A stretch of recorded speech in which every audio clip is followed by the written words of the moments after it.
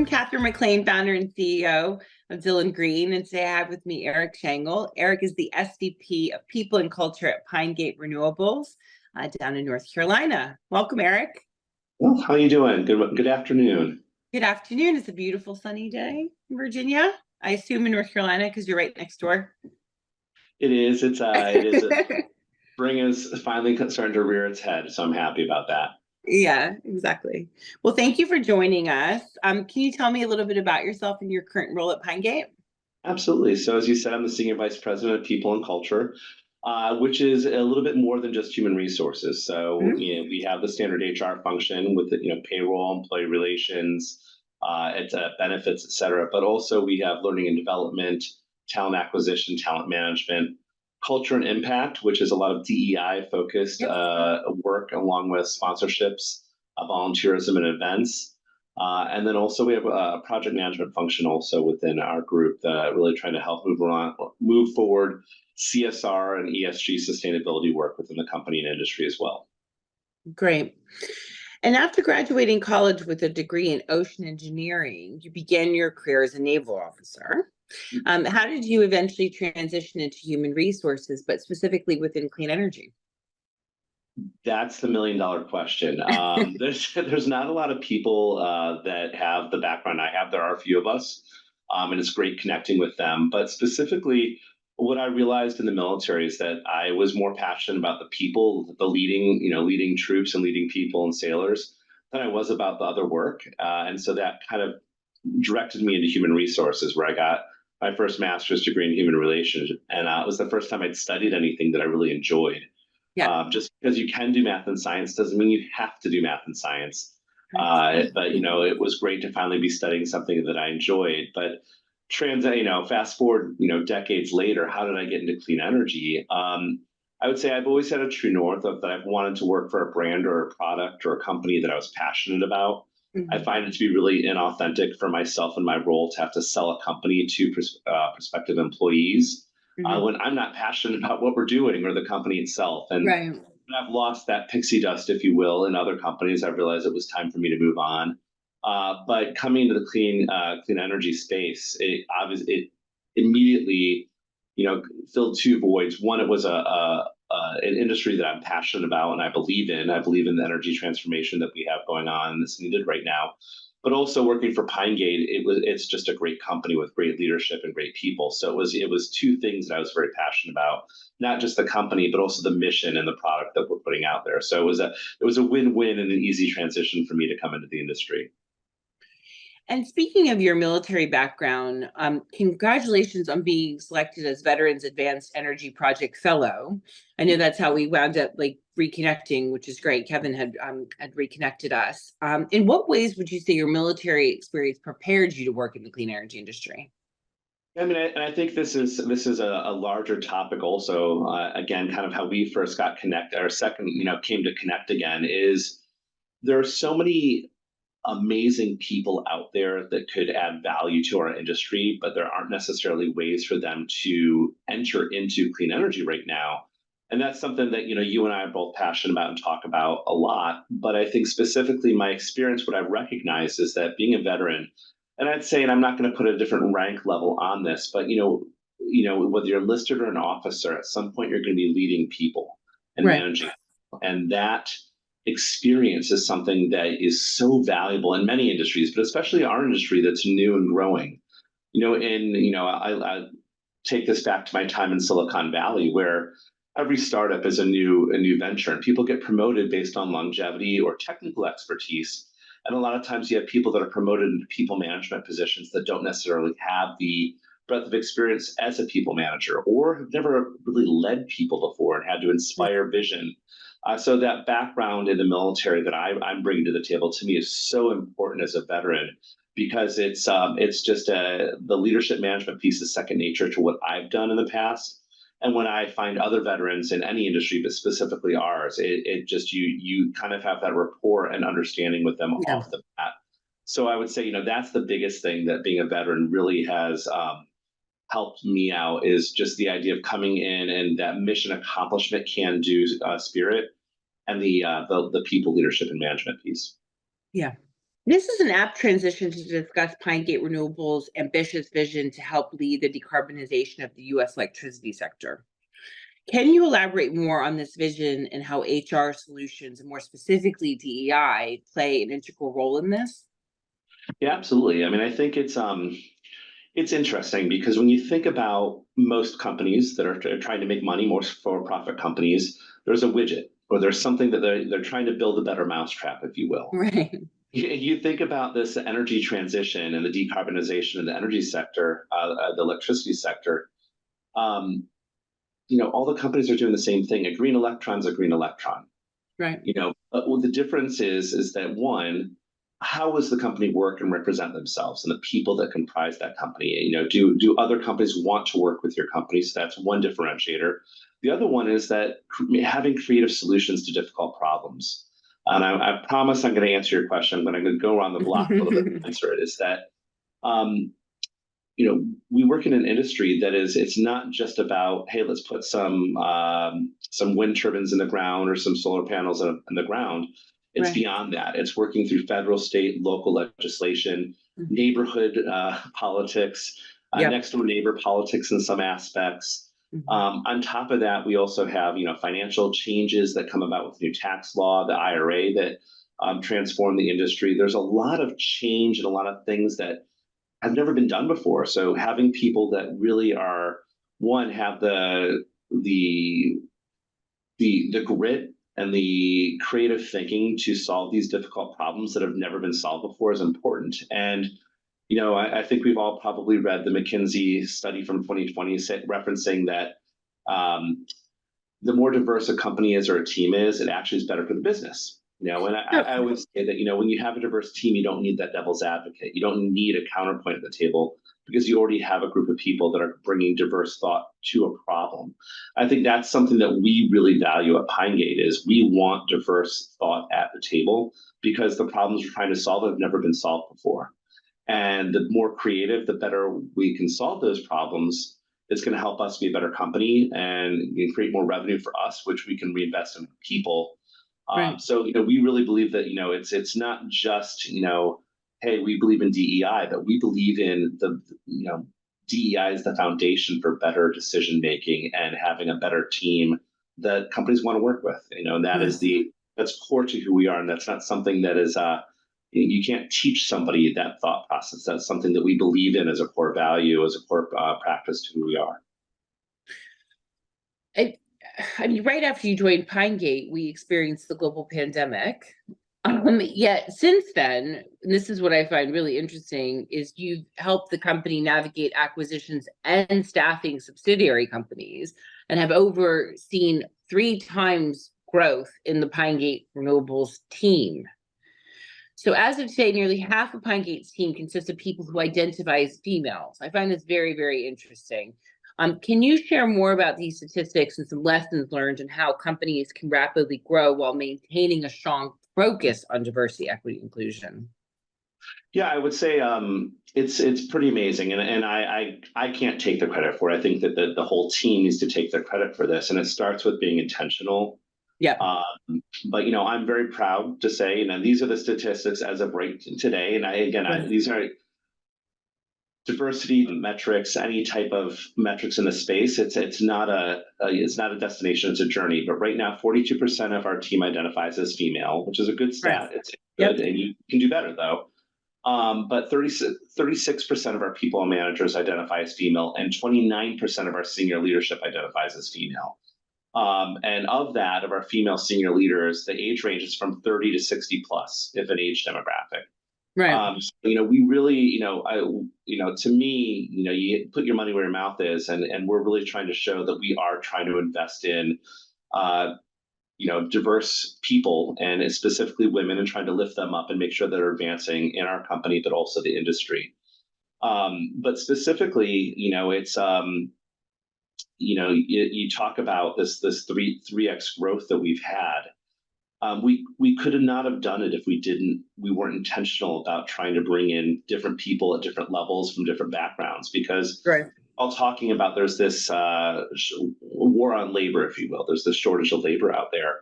So creating unique ways to assess and bring on new talent has been the challenge for us. And so, our director of recruitment and our vice president of talent management, who are both female, identify as female, would definitely agree with the statement. But creating programs that allow us to accelerate our growth in terms of bringing on new talent, also promoting people within the company. We don't want to lose a lot of that talent base. Yep. Have been essential to what we're doing. It's really easy just to bring in a lot of people at a senior level, at a journeyman level, but that doesn't necessarily solve the problem. So we're looking at this as a long-term problem to solve, and creating that infrastructure at earlier in the career of like, how do we identify the right majors to look after, the right trade schools to look at, other ways to bring in talent. But the 3x growth, honestly, we had to do it in order to get the job done. We had to bring in the talent, and I think it starts with having a great product, which is our people, and I think that was what was easy to sell to our candidates is, hey, come join a team where you're valued. We've got a great leadership team that values you, and that we want diverse voices at the table. But we had to put our money where our mouth is. And I think we are doing that. And I think that was the secret sauce. Is just that it wasn't that we were starting from a place of bad culture, or a place of we want to be better. We were starting from a place of we all believed in what we were doing, and we wanted more people that could believe in that goal. And we're evangelists about it. We really, really want to have the best people that share in that vision to join the company. Yeah. Going back to that 3x growth, 3x growth over a short period of time, an industry outlier with respect to female representation at nearly all levels of the company. Surely there are some specific recruitment and workforce development strategies at play here. You're a strong proponent of pay transparency, as am I. Can you share a bit more about why you think this is critical, as well as the success Pine Gate's had with pay transparency, pay equity, and otherwise? Absolutely. And I don't want to sit here and say, oh, we have solved it. Things are great. Everything's lovely. We're all, singing kumbaya. I mean, I think there's always challenges out there. But the more data and meaningful data you can provide to your employees helps them, one, feel more confident in the company. Yeah. And helps them want to do their job better. Now, I'm not saying that pay transparency means that we publish all of our compensation for everybody in the company. We don't do that. That would be one way to solve the problem, but sometimes pay transparency and full transparency can be counterproductive also, where right. If somebody is at an upper end of a spectrum or is an outlier, they could get a big target on their back, or could feel feel embarrassed. So what we've tried to do is be transparent with the way that we are talking and thinking about compensation with our compensation programs. We don't want a black box. We want to make sure that people understand how and when and what we are doing to evaluate compensation data. Whether that means, for the type of roles that we're looking at, where's the data that we're getting the data, where are we getting the data from? How are we benchmarking the data? And how is that showing up and from a compensation perspective?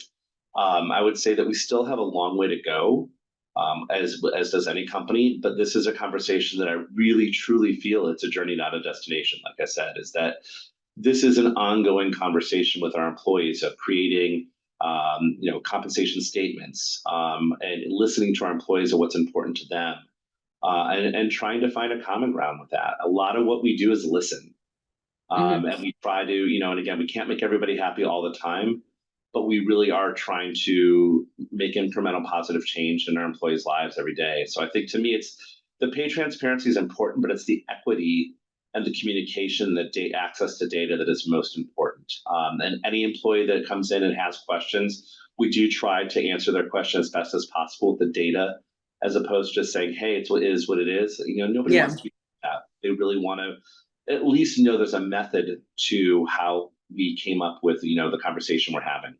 But I think what's interesting about that approach is you're doing that sort of proactively, because I think a lot of a lot of employees, people will go to HR or hiring manager and say, I want a pay increase. And that hiring manager or HR person will say, what is your justification for that? And so then I get a call from someone saying, I need data to justify, what I'm asking for, or they'll show their manager, look, this recruiter contacted me about this role for X. And, I don't think that's necessarily the healthiest way to go about it. Absolutely. So, I mean, I think that so one of the things that, within that conversation is, when somebody wants a promotion, for example, we're big proponents of promotion should include a change in scope of a role. Because a right. promotion is not there to reward somebody for great work. That's what a merit-based increase would be. There's spot bonuses, other things that can be used from that perspective. But I think one thing that I'm trying to combat, and you and I have talked about this at length also, is we're in a growth industry, and the roles are high demand. And sometimes people will shop around offers. Hmm. I'm in a current role. I go get an offer from a company down the street for 10,000 more. Well, automatically they feel that's what that job is Yeah. worth. And so part of the conversations we have is that, hey, it's great that you have this offer. Can you learn more from them about that other company about, is this, where is this in their pay scale? Is this at Right. the high end? Is this at the low end? Unfortunately, that is beyond what our pay scale is, but there may be other things, making sure that we're talking beyond just base compensation, but what is our total compensation Yep. package? The Yep. education within that, because it is, again, you never know what's important to that one employee until you ask. Yeah. We have a pretty broad program, but one employee may be more curious about equity as opposed to variable compensation. Somebody else may be only focused on what their take home is at the end of the day and their base pay. So you kind of have to ask the question. Yeah. There's not one program for everybody. So I was talking to this company yesterday, I think it was, and they were talking about, just being set on this salary. And I didn't think the salary was necessarily high or low. I thought it was fine.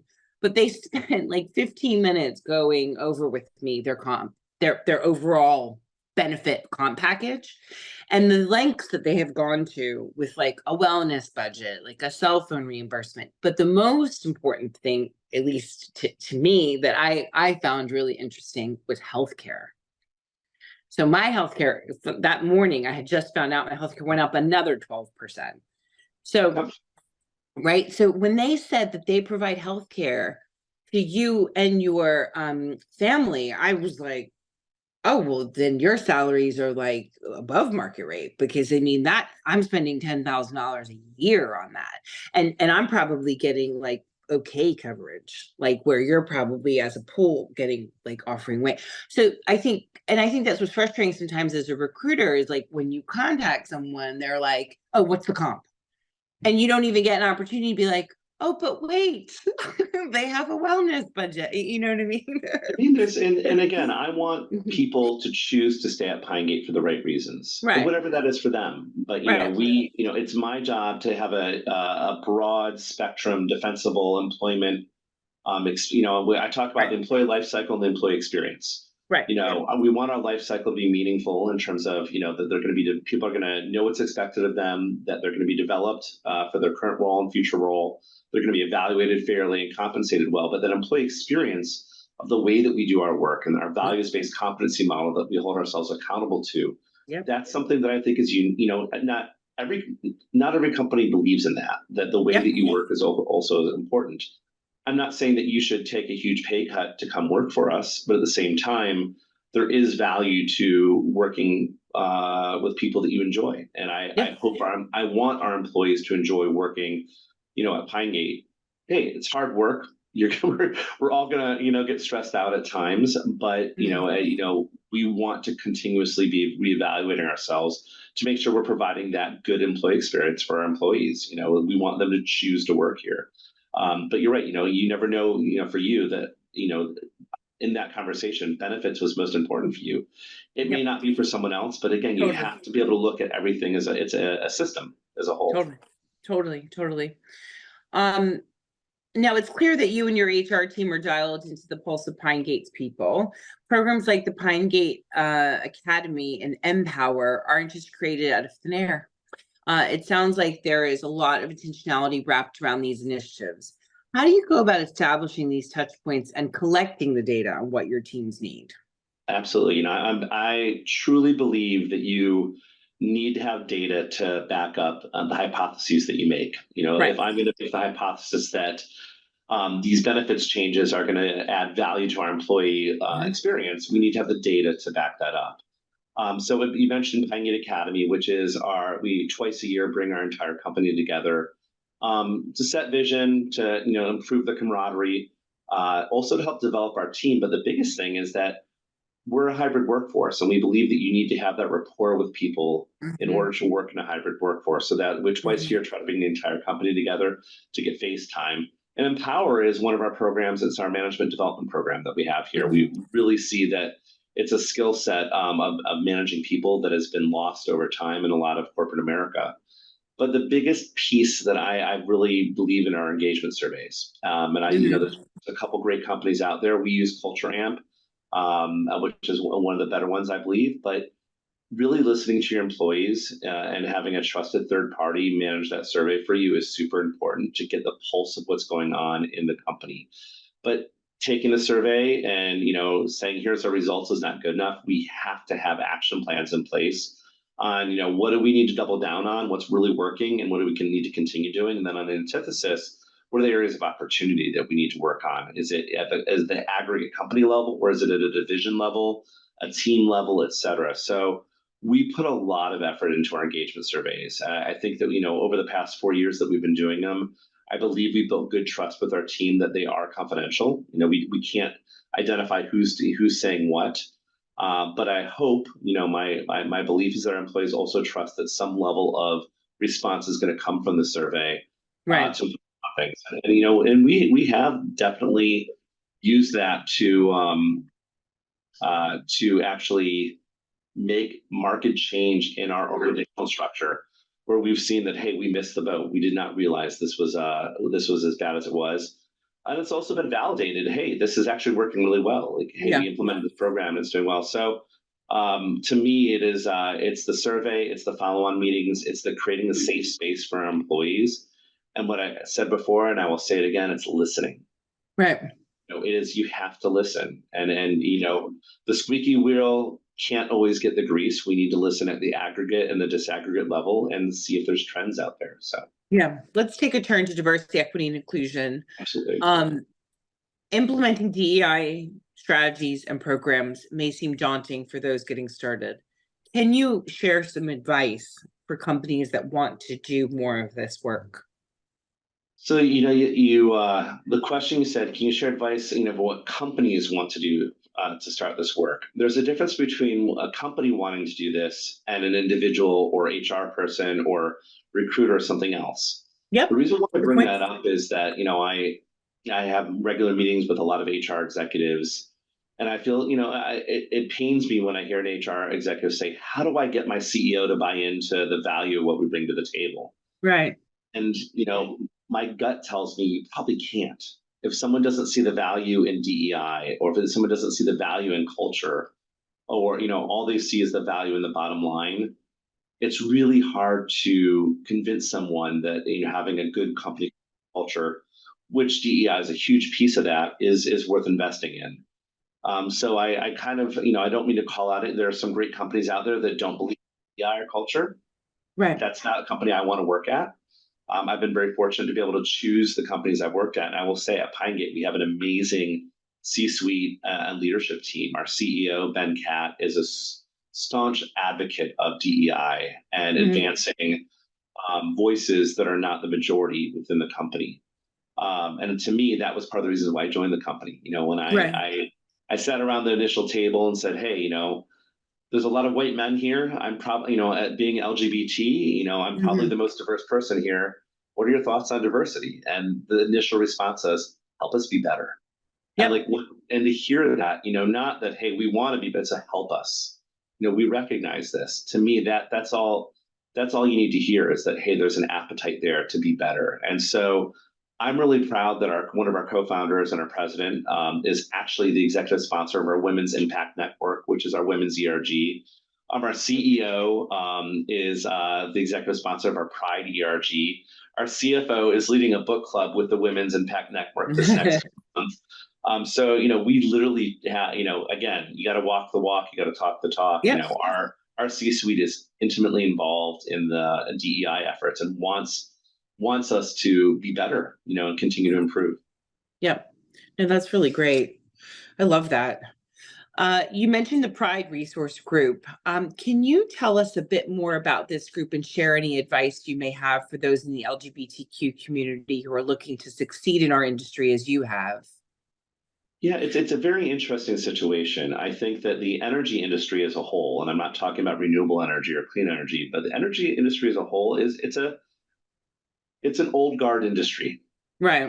And I know from being in the military that when you try to be somebody that you're not. I served during Don't Ask, Don't Tell. It is very difficult and takes energy away from who you are and being the best at what you're doing at your job. So I would say, when somebody's in the LGBT community, finding ways in your interview process to find out, what the company believes in from that perspective is super important because you don't want to hide who you are. Right. You have every right to share in, your family and be proud of who you are and what you bring to the table as any other employee.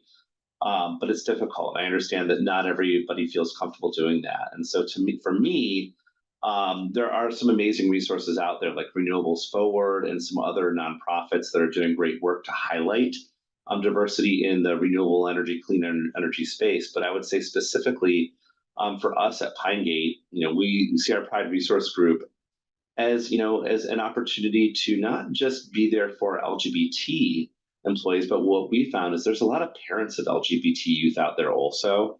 And this is Yes. something that kind of blew my mind is that one, when I was younger, we didn't have there was PFLAG and other things for parents to support the LGBT community, but it wasn't so much from a work perspective. And now to create a vehicle where we have parents of LGBT youth coming together and sharing stories in our ERG is amazing because it's just a whole nother dimension we didn't even think about when we started that. So, it's just something that, it's a sign of the times that we have that now and to see the parents leveraging the stories of our actual LGBT employees and also leveraging, learning from other parents as well. It's been pretty cool. I mean, it's Oh my something, God. completely caught me off guard when it happened also. I love this, Eric. This makes my day. I would never have thought that in a million years. Like, I think that's so cool. Well, you think about it also, and this is not, we are not we're not the largest company out there. We're not the smallest company either. Yeah. But something else that has come out is that, a lot of the Pride ERGs and other companies is you start to have parents now where same-sex couples have adopted, and they've Hmm. adopted people, children from other ethnicities and races. And Yeah. so having them participate in some of the other employee resource Yes. groups also is becoming more of a thing where caregiver status, parents, parental status, families are changing and evolving Right. and creating space for people to come together and learn from each other. It strengthens that bond of camaraderie for our employees. And to me, like the more we can do that, creates just because you want to have a good company, your company could also do good. And I think that's something we really think about on my team is, you know, we want to be a good company, but we also want to do good as a company, and those two don't always mean the same thing. Mm, But how do you try and do both? so cool. That just made my day. Um, yeah, I just really love that. And even like what you were saying just about parents like adopting and maybe adopting different, ethnicities, different races, like being like wanting to learn more about that and I just love that. That's just so wonderful. It's It's exciting just, time to be in, work in yeah, the, and I don't like the word HR per se, because I think it's very, it's a weighty word, but to work in the people space, it's a people. really Yeah. interesting time now, because we as a society in the United States have come so far in the last 10 years, even. Yeah. And let's look in the next 10 years and what's going to be different then. It's an exciting time. It really is. And I hope that we find people that can represent our diversity better. But We I will. digress. Don't get me started on that. Um, so your mention of Renewables Forward is interesting in that it highlights how so many in our industry, regardless of competitor organizations or corporate hierarchy, are actually aligned in moving the energy transition forward. What other organizations is Pine Gate working with to accomplish more together? Yeah, so So in our sponsorships and partnerships and donations, that our basic our corporate social responsibility piece, and which is part Yeah. of what we Pine Gate Impact. We've really tried to think about what's our place out there in the world, from a Right. social perspective, and we've identified two national partnerships. One is the Arbor Day Foundation, which let's face it, there's a lot of deforestation that happens within the clean energy transformation, and so Right. anything we can do to reforest and be targeted with that. We found that Arbor Day Foundation has been outstanding and help us reforest in targeted areas that we may be deforesting in. So instead of just planting a tree, 2 trees for every tree that we cut down, we're able to actually reforest in more meaningful areas where we actually are making an impact. So that's been a great partnership that we've had. And the other one's GivePower. GivePower is an amazing organization that their whole purpose is to go provide solar energy in underdeveloped parts of the world to one, give them power, but also clean water. Mm. So we're actually sending 10 of our employees on a trek to Colombia in June, Colombia, the country, Yeah. to help install solar in an underdeveloped town and help bring them power to help Yeah. educate their youth, whatever they need it for. It's a really cool organization, and we've been working with them for a couple of years now. So really proud to have those partnerships. Well, thank you so much for talking to us today and for everything that you're doing for our industry.